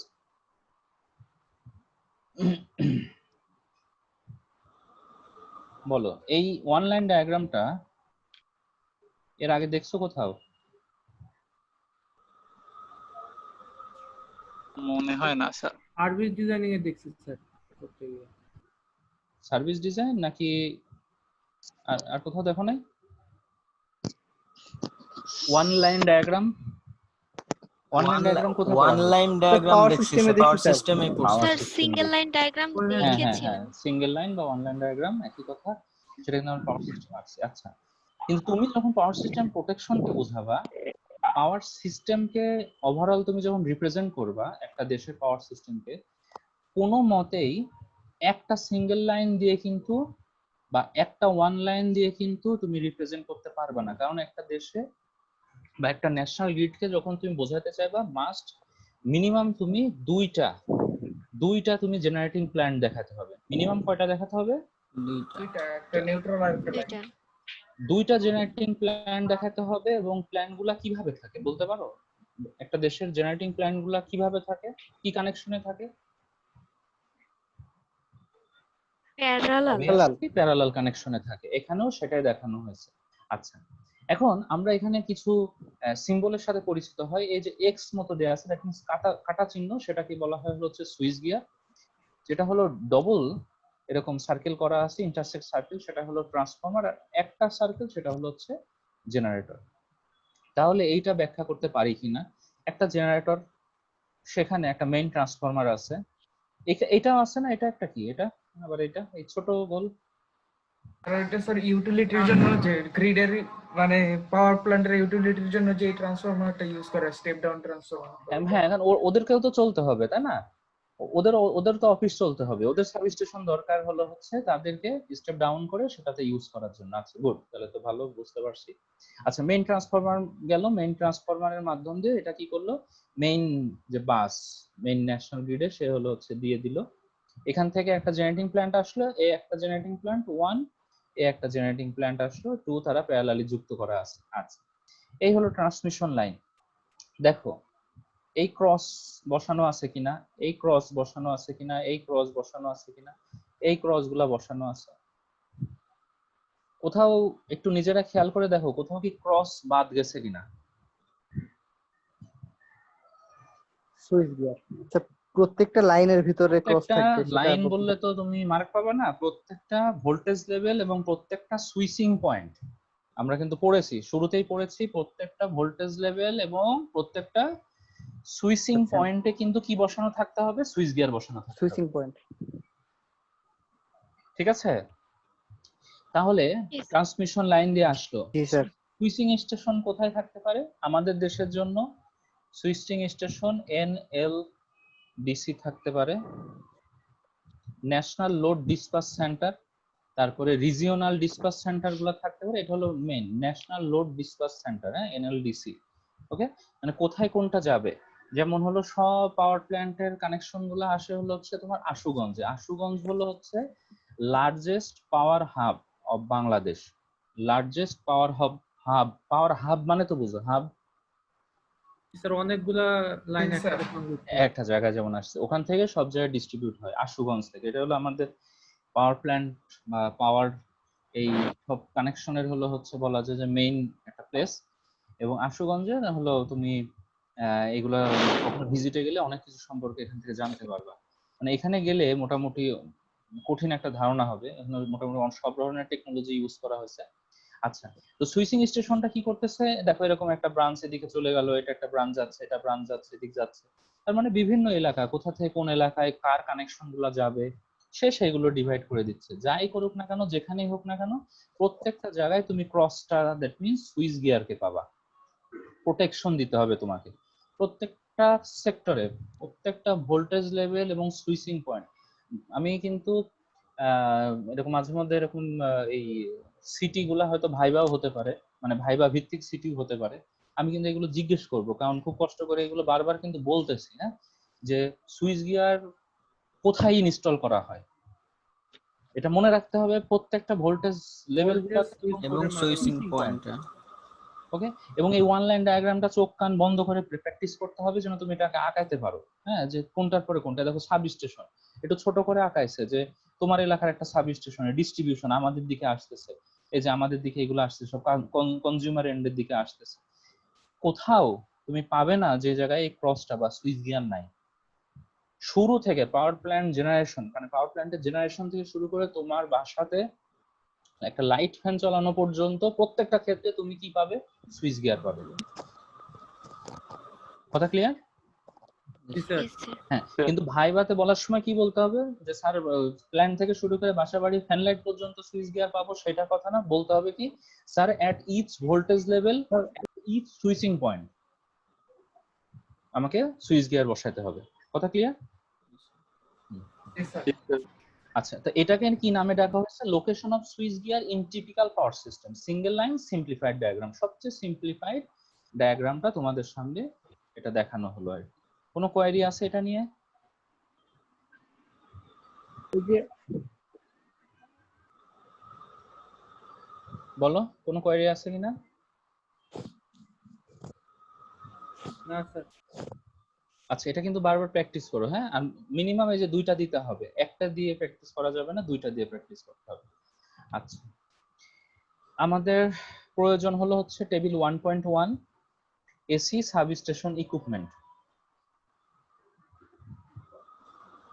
AC substation equipment, এটা প্ল্যান্টের substation হতে পারে, তোমার এরিয়ার substation হতে পারে, যেটাই হতে পারে না কেন, ইঞ্জিনিয়াররা এরকম সিম্বল দিয়ে আঁকায়, খাতায় যখন আঁকায় তখন এরকম ভাবে আঁকাইলেই বোঝা যাবে যে এটাকে সার্কিট ব্রেকার বলে, এটাকে আইসোলেটর বলে, এটাকে আর্থিং সুইচ বলে, এটাকে সার্জ অ্যারেস্টার বলে, এটাকে সিটি বলে, এটাকে পিটি বলে। তোমরা কি এইগুলো প্রত্যেকটাকে ব্যাখ্যা দিতে পারবা? এই পাশের এই টেবিলটা মানে দুই চোখ বন্ধ করে এটা ব্যাখ্যা দিতে পারবা? এক চোখ দিয়ে এটা দেখো আর এটা দুই চোখ দিয়ে বন্ধ রাখো, ব্যাখ্যা দেওয়া যাবে এখন? স্যার হালকা পারবো স্যার। সার্কিট ব্রেকারের কাজ কি? সার্কিট ব্রেকারের কাজ হচ্ছে মনে করেন যে ওই যখন ওভারলোড হবে তখন এটাকে ক্লোজ ওপেন করে দিবে। আগে তো নরমাল অবস্থাটা বলতে হবে, কিন্তু নরমাল এখন ভুল অবস্থায় হয়ে যাচ্ছে। জি স্যার। সার্কিট ব্রেকার এটা তো সুইচ গিয়ার, তাই না? জি স্যার। উদ্দেশ্য দুইটাই তো বলতে হবে তোমাকে। সার্কিট ব্রেকার একসঙ্গে সুইচিং করে এবং হচ্ছে প্রোটেকশন করে, কারেন্টটা ইন্টারাপ্টিং। ইন্টারাপ্ট করে। হচ্ছে না তো, হচ্ছে না। Sir, normal circuit breaker- normal কন্ডিশনে সে কিভাবে কাজ করতেছে, অ্যাবনরমাল কন্ডিশনে কিভাবে, এই দুইটা পয়েন্ট তো বলতে হবে, তাই না? নরমাল কন্ডিশনে সুইচিং করে এবং অ্যাবনরমাল কন্ডিশনে ওটাকে ইন্টারাপ্ট করে দেয়, বাধা দেয়। অ্যাবনরমাল কন্ডিশনে সুইচিং করে না? স্যার অ্যাবনরমাল কন্ডিশনে ওটাকে বাধা দিচ্ছে না, সুইচিং করবে না স্যার। এটা তো সুইচিং করবে স্যার, সুইচিং এটা তো না বড় করলে একটা স্যার ভুল অফ করবে ভুল জিনিস। কিভাবে? সুইচিং অর্থ কি? একটা অবস্থা থেকে আরেকটা অবস্থায় চলে যাওয়া। ও জি স্যার। তাহলে সে অন অন থাকলে একরকম সুইচিং, ওটা অন থেকে অফ হলে একটা সুইচিং, অফ থেকে অন হলেও তো সুইচিং, তাই না? জি স্যার, জি স্যার। তো সে তো সুইচিং সব জায়গায় করতেছে, নরমাল অ্যাবনরমাল সব জায়গায় করতেছে। তো নরমাল কন্ডিশনে সে কি করতেছে? নরমাল কন্ডিশনে সে নরমাল সিচুয়েশনটা বজায় রাখার কাজটা করতেছে, আর অ্যাবনরমাল কন্ডিশন সে বুঝে সেটা কি করতেছে, কারেন্টটাকে ইন্টারাপ্ট করাচ্ছে, তাই না? তো এইগুলা একটু বলতে হবে। আইসোলেটর, ব্র্যাকেটে লেখা আছে ডিসকানেক্টিং সুইচ। আইসোলেটর, আইসোলেট করা, তাই না? আইসোলেশন এখন তো সবচেয়ে জাতীয় শব্দ, তাই না? আইসোলেশন জাতীয় শব্দ না, ইন্টারন্যাশনাল শব্দ একটা। আইসোলেশন, আইসোলেশন মানে কি?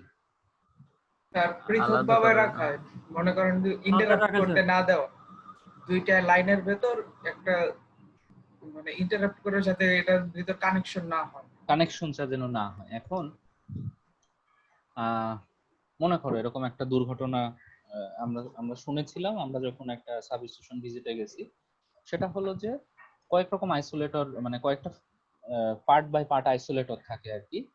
তো আইসোলেটর, এই যে তুমি বললা যে একটা পার্টের সাথে থেকে আরেকটা পার্ট হলো হচ্ছে সরায় রাখা বা পৃথক করে রাখা।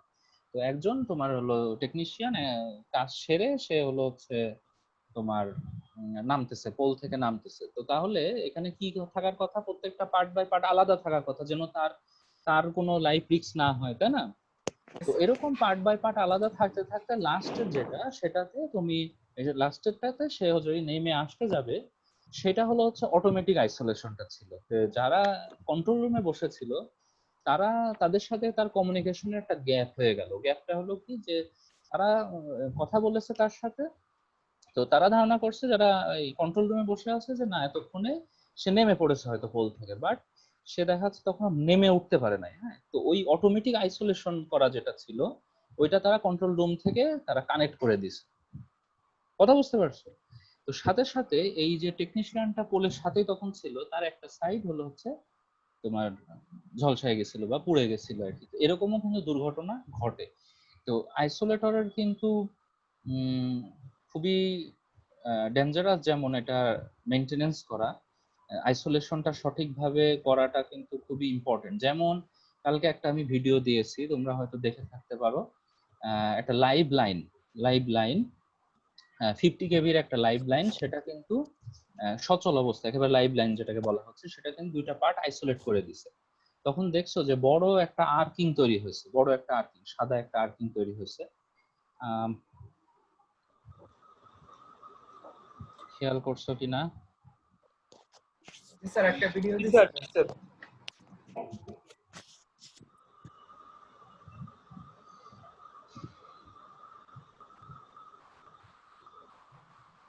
এজন্য এগুলো গতকালকে দিয়েছি যেন তোমরা সবগুলো দেখে থাকলে কিছু জিনিস আলোচনা করা একটু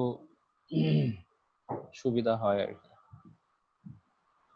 স্যার একটা ভিডিও দিয়েছিলেন, দেখছি ওটাতে আর্ট হয়েছিল বড় বড়।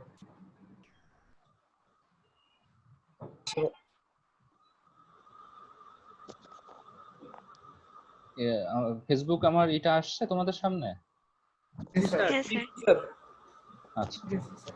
এই যে এটা যেমন দেখছো আইসোলেশনটা খুললো কিভাবে?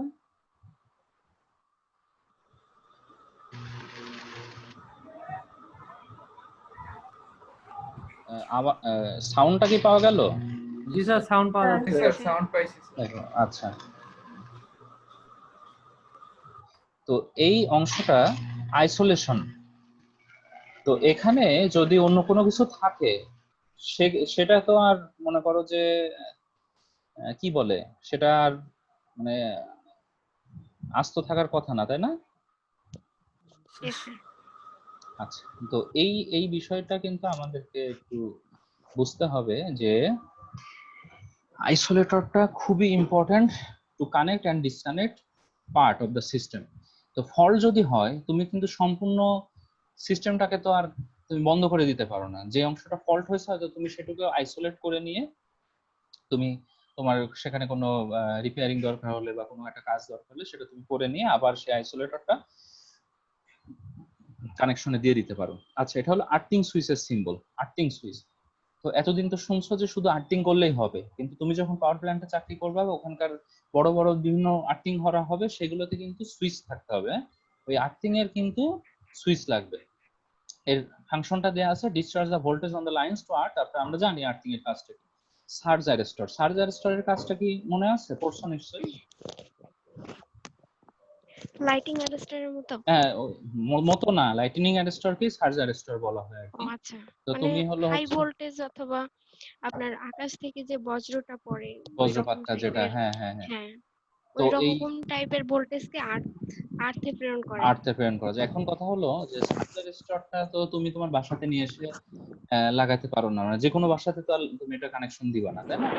তোমার যদি অনেক হাই রাইজ বিল্ডিং হয়, দেখা যাচ্ছে 10 তলা 12 তলা অনেক বড় বড় বিল্ডিং যেগুলো আছে সেগুলোতে তুমি সার্জ অ্যারেস্টর বসাতে পারো। এবং এছাড়াও খেয়াল রাখা যেতে পারে যে তোমার বড় বিল্ডিং এর আশেপাশে আর কোনো বিল্ডিং যদি না থাকে তাহলে এটা কিন্তু ইম্পর্টেন্ট যে তোমার বিল্ডিংটাতে একটা সার্জ অ্যারেস্টর বসানো। তো যেমন আমাদের হলো হচ্ছে বি বিল্ডিং এর 8 তলায়, বি বিল্ডিং এর কিন্তু 8 তলার উপরে সার্জ অ্যারেস্টর বসানো আছে। সে গল্প করছিলাম কিনা? না স্যার। না স্যার। আচ্ছা, ওখানে কিন্তু সার্জ অ্যারেস্টর বসানো হয়েছে কারণ কি আমাদের বি বিল্ডিং এ হলো হচ্ছে তোমার নেটওয়ার্কিং এর কিছু মেশিনারিজ বসানো আছে। নেটওয়ার্কিং এর মানে আমরা ওই যে প্রত্যেকের রুমে যে কম্পিউটার গুলা বসানো আছে, হ্যাঁ, তারপরে ল্যান কেবল গুলা যাচ্ছে ওখানে।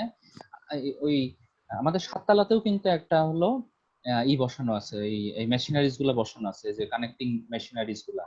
এই তোমরা যে বাসার একটা রুম থেকে বের হয় না, ওই যে 705-এর পাশে একটা রুম আছে না, বাসারের চেম্বার আর কি, দেখছো? হ্যাঁ হ্যাঁ, ওই বাসারের চেম্বারের মধ্যে ওখানে কিন্তু এই আমাদের এই কমিউনিকেশনের একটা ভালো খুব দামি মেশিন বসানো আছে। তো এই 8 তলার উপর প্রায় কিন্তু এই বর্ষাকালে বজ্রপাতটা পড়ে এবং প্রচুর ক্ষয়ক্ষতি এ যাবৎকালে হয়েছে। তো নতুন আরেকটা সার্জ অ্যারেস্টর বসানো আছে। সার্জ অ্যারেস্টরটা এখানে যেটা বসানো আছে সেটা হলো দেখতে কেমন, আমি একটু দেখাই। সেটা হলো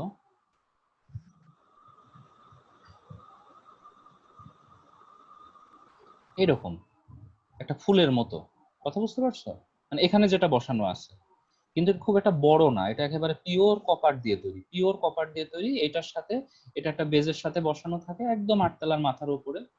আর এখান থেকে তোমার হলো হচ্ছে ওয়্যার কানেকশনটা নিয়ে 8 তলার পাশে দেখো নতুন একটা করছে, এখানে কানেকশন নিয়ে তোমার হলো হচ্ছে প্রায় 100 মিটার গভীরে দেয়া আছে, বুঝতে পারছো? 100 মিটার গভীরে দেয়া আছে এবং এই আর্থিংটা করা এর ক্যালকুলেশন আছে। তো যারা প্রফেশনালি এটা কাজটা করে তারা এটা ভালো মতো অ্যানালাইসিস করে বলতে পারি। অ্যানালাইসিসেরও বিষয় আছে, ইচ্ছা মতো হবে না। তবে ভার্সিটিতে যেটা হয়েছে সেটা 100 মিটারটা আমি আমাকে দায়িত্ব দেয়া হলো। দায়িত্ব দেওয়া বলতে যে হঠাৎ করে অফিসে বসে আছি, তখন চেয়ারম্যান স্যার বলতেছেন যে এটা একটু দেখার জন্য, কারণ ডিন স্যার বলছেন। তো আমি গেলাম। তো ততক্ষণে ওরা বোরিং করে ফেলছে। ওরা 100 মিটার বোরিং, ওরা যে অফিস থেকে আসছে সে অফিস হয়তো দেখে গেছিল বা সামথিং শুনছে।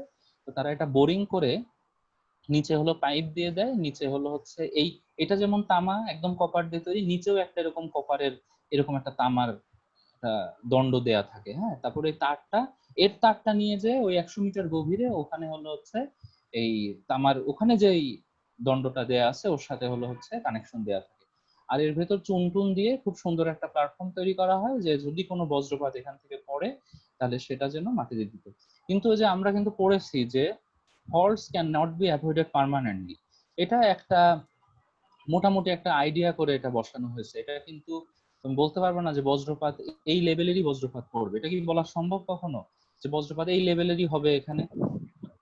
না এটা তো স্যার, কেউ এটা কখনো বলতে পারে না না। স্যার, তো বেশি তারপরেও একটা আইডিয়া করে যে হ্যাঁ এরকম ক্যাপাসিটি তুমি এরকম একটা বসালে তুমি মোটামুটি একটু নিস্তার পাবা। তারপরও আমরা করছি। তো সেই 8 তলার উপরে কিন্তু শুধু 8 তলার উপরে 8 তলা নাই, কিন্তু 8 তলার উপরে আরেকটা হলো হচ্ছে প্ল্যাটফর্ম আছে, ওর উপরে হলো হচ্ছে উঠতে হয় একেবারে হাইয়েস্ট লেভেলে। তো আমার তো হাইট ফোবিয়া আছে, উঁচু থেকে নিচে তাকালে ভয় লাগে। তো এই দায়িত্বের খাতিরে তো সেখানে উঠতে হলো আর কি। আমি তো মনে করলাম যে হয়তো এখান থেকে এমন একটা অবস্থা, যাদের হাইট ফোবিয়া থাকে তখন মনে হয় যে উপর থেকে মনে হয় নিচে কেউ টানতেছে, মানে কোনো একটা মনে হয় যে ম্যাগনেটের মাধ্যমে টানতেছে। তার মনে হলো যে আমি এমনি নিজেই পড়ে যাবো আর কি। আর ওখানে এমন ভাবে সিঁড়িগুলা দেয়া আছে যে খুব সিরিয়াস। ওই যে কমিউনিকেশন ল্যাব আছে না আমাদের, ওখান দিয়ে উঠতে হয় উপরে। সিঁড়ি দেখছো না একটা দেয়া আছে? হ্যাঁ স্যার। হ্যাঁ হ্যাঁ, জি তুমি স্যার, খেয়াল ভিতর করছো দিয়ে। রোকেয়া?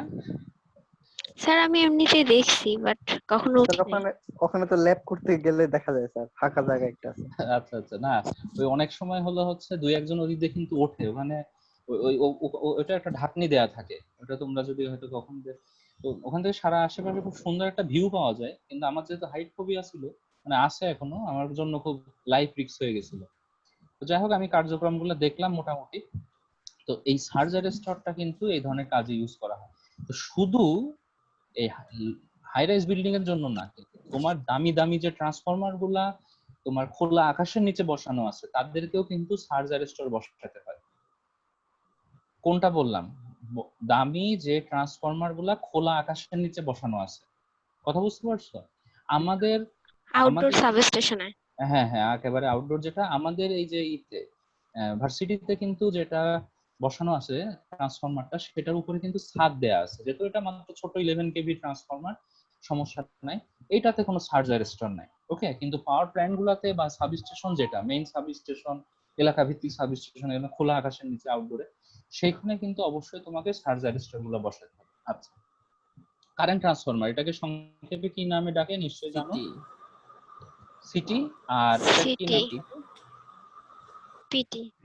হ্যাঁ, পরীক্ষায় যদি সিটি সম্পর্কে লেখা হয় তাহলে পাশে আবার লিখে দিও না যে ক্লাস টেস্ট অথবা কোর্স টেস্ট, ঠিক আছে? এটা কিন্তু ভালো মতো পড়তে হবে যে কারেন্ট ট্রান্সফরমার। ওকে, আর পিটি হলো হচ্ছে পটেনশিয়াল ট্রান্সফরমার। কারেন্ট ট্রান্সফরমারটা কি কাজ করতেছে সেটা হলো হচ্ছে কারেন্টটাকে স্ট্যাটিক ডাউন করে মেজার করে। ওকে, এবং খেয়াল করলে দেখো এটার কানেকশন কিভাবে দেয়া আছে একটা লাইনের সাথে। নিশ্চয়ই এটা পড়ে থাকার কথা। সিটি কিভাবে বসানো হয় একটা কানেকশনের সাথে?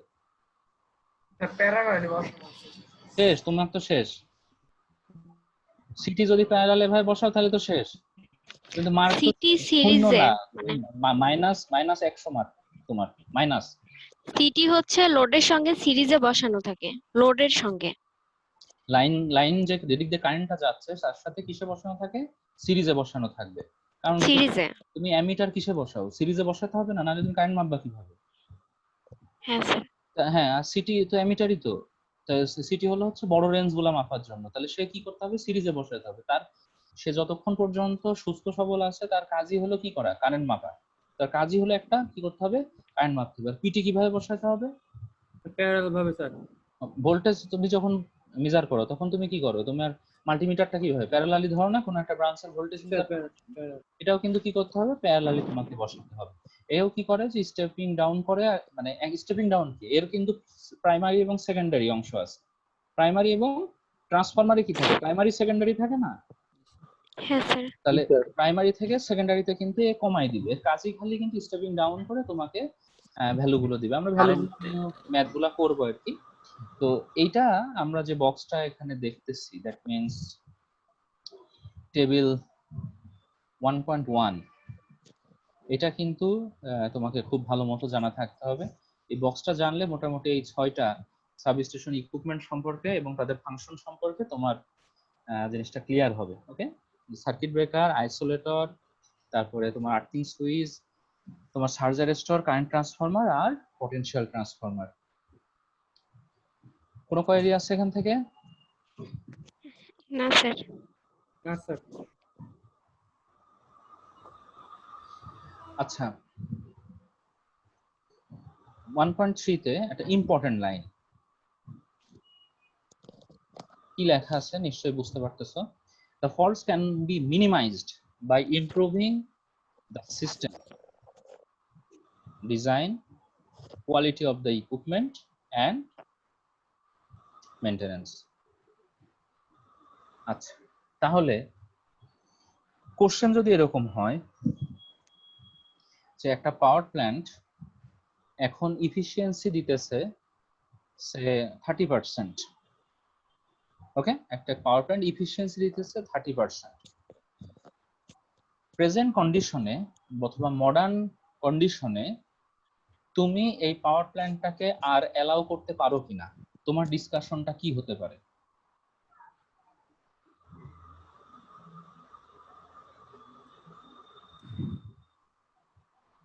কেউ বলো, কোশ্চেন বোঝো না মনে হয় না? জি স্যার, হ্যাঁ ক্লিয়ার। স্যার। একটা পাওয়ার প্ল্যান্ট তোমাকে এখন 30% ইফিসিয়েন্সি দিতেছে, যে ধরনের পাওয়ার প্ল্যান্টই হোক না কেন। তো বলতেছি যে মডার্ন এই কন্ডিশনে বা মডার্ন ওয়ার্ল্ডে অনুসারে তুমি এই পাওয়ার প্ল্যান্টটাকে আর রান করাতে চাও কিনা? স্যার এত কম এফিসিয়েন্সি দিলে তো রান করানোটা মনে হয় ঠিক হবে না। খরচও তো স্যার বেশি হবে তখন স্যার। বলো বলো। বলতেছি খরচও তো তখন বেশি হবে স্যার, ইফিসিয়েন্সি কম অনেক স্যার। এফিসিয়েন্সি যদি কম হয় খরচ কিন্তু, দ্যাট মিন্স লসের পরিমাণটা তো বোঝাই যাচ্ছে নাকি? লস হবে স্যার অনেক স্যার। লসের পরিমাণটা তো বোঝা যাচ্ছে না এফিসিয়েন্সি মেজারমেন্টের ক্ষেত্রে। আচ্ছা, এখন ইমপ্রুভিং দ্য সিস্টেম, তাহলে তোমাকে কি চিন্তা করতে হবে, এই ডিসকাশনটা লিখতে হবে যে আমার যদি একটা পাওয়ার প্ল্যান্ট এরকম থাকে, সেই পাওয়ার প্ল্যান্টটাই রেখে, আচ্ছা সেই পাওয়ার প্ল্যান্টটা বলতে কি, যে তুমি মনে করো এখন গ্যাস টারবাইন ইউজ করতেছো, তাই না? গ্যাস টারবাইন, গ্যাস টারবাইনের ফুয়েল কি?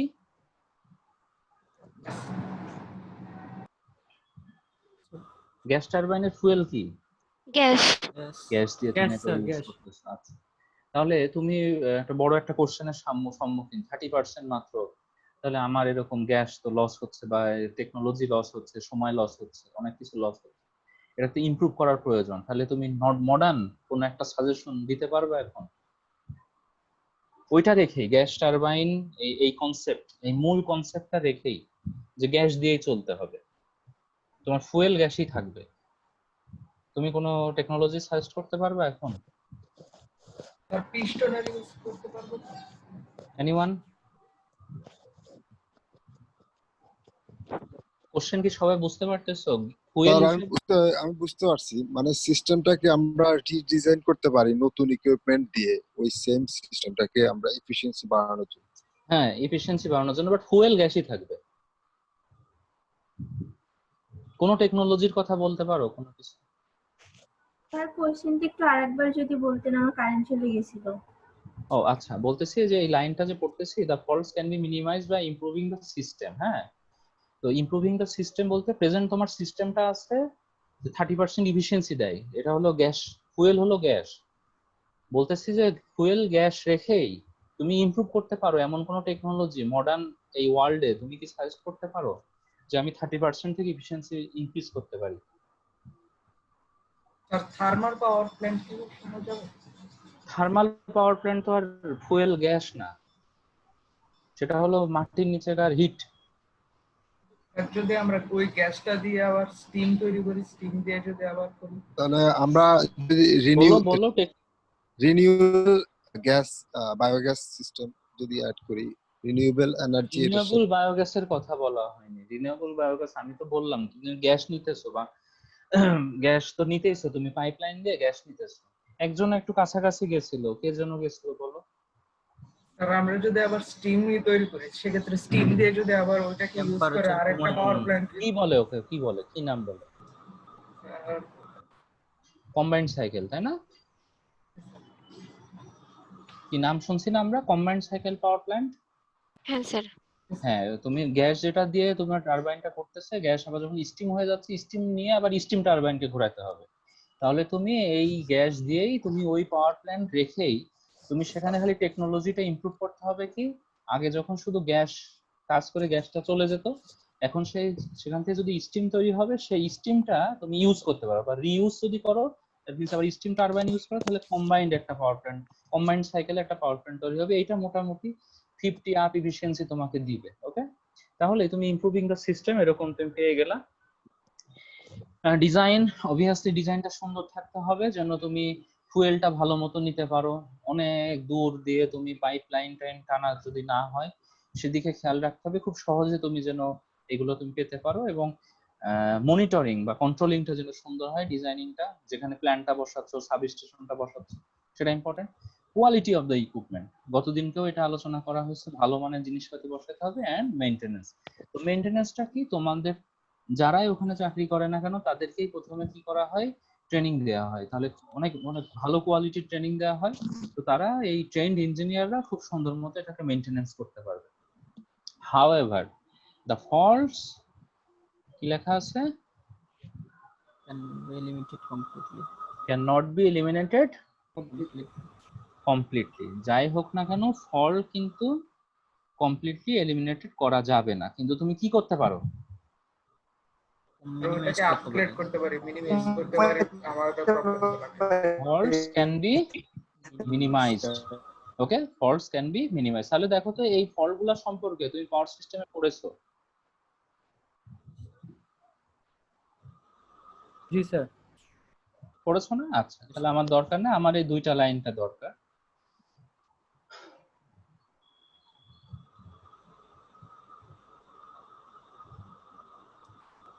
এর অনেকগুলো লাইন আছে, অনেকগুলো টপিক আছে, প্রত্যেকটা টপিক সম্পর্কে আমরা আমাদের একটা আলাদা চ্যাপ্টার আছে সেখানে পড়বো। ফল্ট ক্যালকুলেশন করেছো না 1.4? Fault calculation per unit calculation করেছি আমরা। জি স্যার, করছি। জি স্যার। কোন করেছি। সাবজেক্টে? পাওয়ার পাওয়ার সিস্টেম। সিস্টেমে। আচ্ছা, গেল, তাহলে এটা আর এখানে পড়া লাগবে না। আচ্ছা, 1.5 আমরা আসি। 1.5 কি বলতেছে, fault clearing process. Fault clearing process. আচ্ছা, তিনটা পয়েন্ট দাগায় রাখো। এই তিনটা পয়েন্ট আমাদেরকে একটু খেয়াল রাখতে হবে। আমরা এই তিনটা পয়েন্টে আসবো, 1.5টা আসবো আমরা, কিন্তু এই প্রথম চ্যাপ্টারেই যে শব্দগুলো ইউজ করা হয়েছে, এই শব্দগুলো আসলে অন্য একটা চ্যাপ্টারে আগে আলোচনা করা আছে। তো আমরা যখন ওই চ্যাপ্টারটা পড়ে আসব, তখন এখানে ফেরত আসলে এই জিনিসটা বুঝতে সুবিধা হবে। তো এখন 1.5টা তুমি দাগায় রাখো, আমরা এটা পরবর্তীতে এসে পড়বো, ওই চ্যাপ্টারটা পড়ে এসে। আচ্ছা, প্রোটেক্টিভ রিলেইং, তো রিলে কিন্তু কি আছে, প্রোটেক্টিভ রিলে আছে আর কন্টাক্ট রিলে আছে।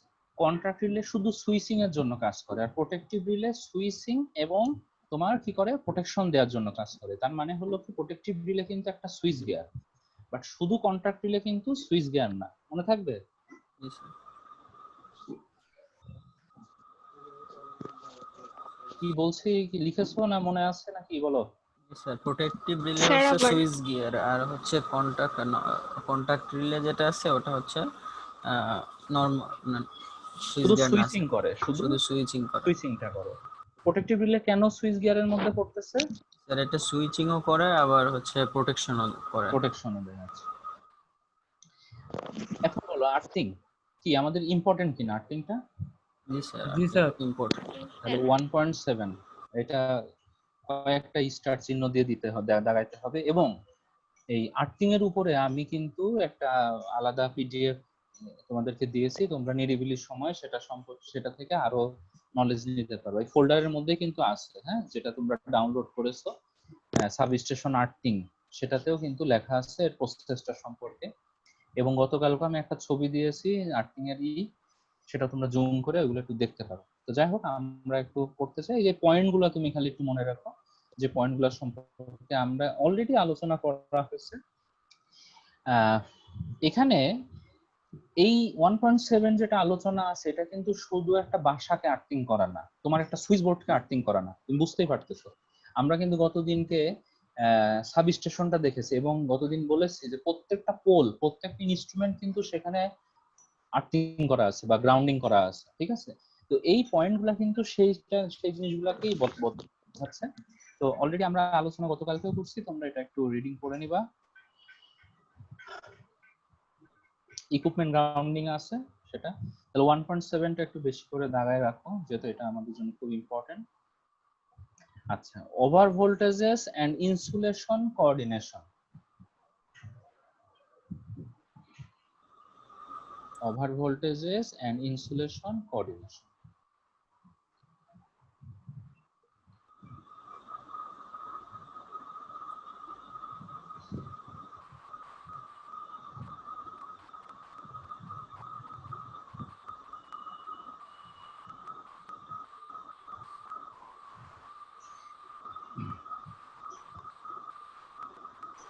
এটা একটা পোল আঁকাচ্ছি, যে পোলগুলা তোমরা দেখতে পারো আমাদের বিভিন্ন মাঠের মধ্যে, যে খুব অনেক 400 কেবি 600 কেবি লাইন যেগুলো ক্যারি করতেছে, অনেক বড় বড় পোল আর কি, সেইগুলা গ্রিডের লাইন। হ্যাঁ, গ্রিডের লাইন যেগুলো তুমি বলতে পারো, 1টা 2টা 3টা ABC। আমি জেনারেলি এটাও একটু আঁকাই, এটা হলো A, এটা হলো B, এটা হলো C, এটা হলো হচ্ছে N। N থাকে না থাকে। আর এটা হলো এই যে এই জিনিসটা, এটা হলো একটা, এই যে এখানে আর্থিং করা আছে, এটা একটা ফ্রি ওয়্যার। এই যে উপরের যেটা, উপরেরটা হলো হচ্ছে ফ্রি ওয়্যার, এই যে সবুজ দিয়ে মনে করো আমি আঁকালাম, এই যে এটা হলো হচ্ছে একটা ফ্রি ওয়্যার, এটা এই যে এদিক দিয়ে মাটির সাথে আর্থিং করা আছে। এই উপরটার উপরে যদি কোনো সার্চ করে, তাহলে সেটা কি করবে, এই তারগুলোকে বাঁচানোর জন্য কাজ করবে। এই যে A B C, এই যে দামি দামি যে তারগুলো আছে, এই তারগুলোকে বাঁচানোর জন্য কাজ করবে। এই সার্চটা পড়লো, এটার ভিতরে কিন্তু কিচ্ছু নাই, একেবারে ফ্রি ওয়্যার উপর দিয়ে চলে গেল, এটা কি করতেছে, মাটিতে দিয়ে দিচ্ছে। ওকে, এখন এই নিচের অংশটা কি দেখো, নিচের অংশটা কি করা আছে, ঢালাই করা আছে, তোমরা নিশ্চয়ই দেখেছো তাই না? এর যে লেগ গুলো আছে, লেগ গুলো ঢালাই করা থাকে, অথবা পুরোটা ঢালাই করে ওর উপর এটা বসানো থাকে। খেয়াল করছো কখনো আমরা যে বাসা বাড়িতে বাসে করে যাওয়ার সময় দেখতে পারি, ট্রেনে করে, অথবা আমরা যখন মাঠের মধ্যে যেতে পারি, তখন এগুলো কিন্তু খেয়ালে আসে। আচ্ছা, এখানে কিন্তু ইনফরমেশন থাকে, এটার সাথে ইনফরমেশন বসানো থাকে, ডেঞ্জার চিহ্ন দেওয়া থাকে, তোমরা যদি খেয়াল করো ডেঞ্জার চিহ্ন দেওয়া থাকে। কিন্তু আমরা কি করি, দেখা যাচ্ছে কৃষক এখানে যেই গরু বাঁধতেছে, গরুর দড়িটা এখানে বাঁধতেছে, এটা সে বিভিন্ন, যেহেতু এগুলো আংটা মাংটা খোলা থাকে টাওয়ার গুলা, অতএব এখানে গরুর দড়িটা বেঁধে দিতেছে, এর উপর এটা যেহেতু একটা স্টেজ করা আছে, এর উপর বসে কিন্তু মানুষ হয়তো গল্প গুজবও করতেছে, এবং এর চারপাশ দিয়ে হয়তো ফসল ফলায়, ফসল আছে, ফসলগুলোই করতেছে। কিন্তু এটা তো সিরিয়াস ইস্যু তৈরি হচ্ছে, তাই না? বলো। এখানে কিন্তু উল্লেখই থাকে কট্টুকের মধ্যে কাউকে যাওয়া যাবে না, যতটুকের মধ্যে আর্থিংটা করা আছে তার একটু দূর দিয়ে করে তারা কিন্তু ইন্ডিকেট করে দেয় এর মধ্যে যাওয়া যাবে না, বাট কেউ কিন্তু মানে না। ওকে, মানা না, সমস্যা তৈরি হয় কখন? সমস্যা তৈরি হয় যখন বর্ষাকাল আসে, যখন বজ্রপাত শুরু হয়। যেই বজ্রপাত শুরু হয়, কেউ হয়তো এখানে গরুর দড়িটা বেঁধে নিয়ে গেছে, সে ওই সময় এটা নিতে আসলো, তো এই আর্থিং করতেছে, এটা ভেজা, মাটিটা ভেজা আছে, তখন ইলেকট্রোস্ট্যাটিক চার্জ সে তো খালি পায়ে আসছে, তাই না? আমরা গতকালকে আলোচনা করছিলাম যে একটা সাবস্টেশনে যাওয়ার জন্য কি কি সেফটি মেজার দরকার, সেখানে পিচ ঢালা পথ থাকতে হবে, পাথর ফেলা থাকতে হবে, তোমাকে প্রোটেকশন জুতা থাকতে হবে, শুকনা জুতা থাকতে হবে। তাহলে কৃষক তো আর সেটা করবে না, সে তার গরুটার জীবন বাঁচাতে আসার জন্য সে কি করতেছে, ওই মাঠের মধ্যে দৌড়াতে দৌড়াতে আসতেছে, অথবা ফসল কাটতেছে, বসে বসে ফসল কাটতেছে, হঠাৎ করে একটা বজ্রপাত হলো, এটার কাছাকাছি রয়েছে, তখন কিন্তু অঘটনটা ঘটে। এর উপর বসে বসে আড্ডা মারতেছে, একটা কিন্তু অঘটন ঘটে যায়। কথা বুঝতে পারছো? তাহলে এই বিষয়গুলা কিন্তু খেয়াল রাখতে হবে। এবং কেন এটার উল্লেখ করলাম, এখানে 3টা কথা লেখা আছে, এই জন্য কিন্তু এটা উল্লেখ করলাম। হ্যাঁ, এখন এই তিনটা কথার মধ্যে প্রথমটা হলো use of overhead ground wires, যেটা আমি আঁকাইছি, use of overhead ground wires, এটা কিন্তু একটা প্রোটেক্টিভ মেজার নেওয়া হলো, প্রোটেকশন দেওয়া হলো। কিন্তু কাদেরকে প্রোটেকশন দেওয়া হলো? এই যে আমার এখানে দামি দামি ওয়্যার গুলা আছে, তিনটা লাইন একটা নিউট্রাল সহকারে দামি দামি ওয়্যার গুলা আছে, যারা মেইন লাইনটাকে ক্যারি করে যাচ্ছে। এই একটা ওয়্যার ছিঁড়ে গেলে বা একটা ওয়্যার নষ্ট হয়ে গেলে তো অনেক ক্ষতি। তাহলে সার্জটা যদি এই লাইনটার মাধ্যমে মাটিতে চলে যেতে পারে, মাটি তো ইলেকট্রনের আধার, ও যতই দাও নিতে পারবে, তাহলে তোমার এটা কি হবে? এই তারগুলা বেঁচে যাবে। তাহলে তুমি এই উপরে একটা তার দিতে হবে। দ্বিতীয়টা হলো লো টাওয়ার ফুটিং রেজিস্ট্যান্স, লো টাওয়ার ফুটিং রেজিস্ট্যান্স। এই যে গ্রাউন্ডিংটা আমি করলাম, এটা কি এই টাওয়ার যেখানে বসানো আছে তার থেকে 10 কিলো দূরে যায় গ্রাউন্ডিং করতে হবে না, তার কাছেই তো না স্যার, করতে হবে, কাছাকাছি কাছাকাছি করতে। এখন কথা হলো ওই মাটিটা, এই আমাদের হলো পাওয়ার সিস্টেম প্রোটেকশন ল্যাবও আছে, ল্যাবেও কিন্তু আমাদের এই সয়েল রেজিস্ট্যান্স মাপার কিন্তু ইকুইপমেন্ট আছে, যদিও একটু নষ্ট এখন, মোটামুটি ভালো কাজ করে না। এই লো টাওয়ার ফুটিং রেজিস্ট্যান্স থাকতে হয়, মানে করো মাটির রেজিস্ট্যান্স যদি বেশি থাকে তাহলে কি হবে? ও কিন্তু রেজিস্ট্যান্স বেশি থাকলে কারেন্ট দেওয়া যাবে ওর ভিতরে, লাইটনিংটা টানতে পারবে না স্যার সহজে, তাহলে রেজিস্ট্যান্স কি কম, সহজে কিন্তু ভেতরে চলে যেতে পারবে না, জিরোর কাছে। তাই না? তাহলে তোমার রেজিস্ট্যান্সটা টেন্স টু তুমি তো মাটিটা তো আর ওইরকম তুমি জিরো কাছাকাছি করতে পারো না, মাটিটাকে তোমাকে কি করতে হবে? চেক করতে হবে, তাই না? মাটিটাকে চেক করে নিতে হবে, যেন প্রথমে টেস্ট করতে হবে। এরকম আর্থ রেজিস্ট্যান্স